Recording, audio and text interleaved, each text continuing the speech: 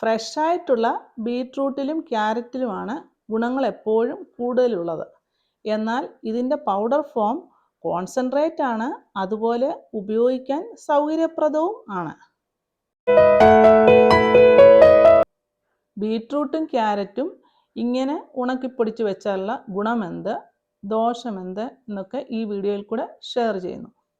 ഇപ്പോഴത്തെ സൺലൈറ്റ് ഉപയോഗപ്പെടുത്തി ഞാനും ബീറ്റ്റൂട്ടും ക്യാരറ്റും ഓരോ കിലോഗ്രാം വീതം ഉണക്കി പൊടിച്ചെടുത്തിട്ടുണ്ട്.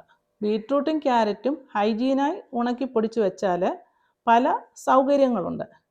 ഈ പൗഡർ പലതരം സ്മൂത്തി, ഡ്രിങ്ക്, ഡെസേർട്ട്, അതുപോലെ പലതരം സൂപ്പുകളിലൊക്കെ പെട്ടെന്ന് ഉപയോഗിക്കാൻ സാധിക്കും. എന്നാൽ ഇതിൻ്റെ ഒരു നെഗറ്റീവായിട്ട് പറയുന്നത് ഇതിൻ്റെ വൈറ്റമിൻ സി നഷ്ടപ്പെടാൻ ഇടയുണ്ട്.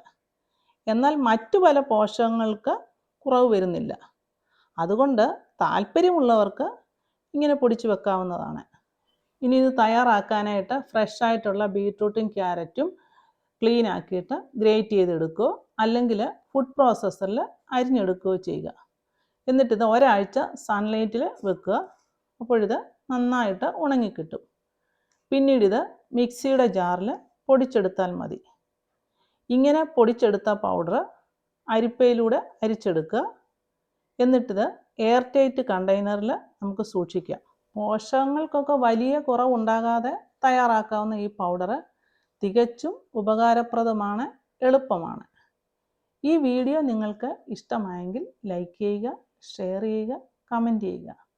അടുത്ത നല്ലൊരു റെസിപ്പിയുമായി കാണുന്നത് വരെ ഹാവ് എ നൈസ് ടൈം.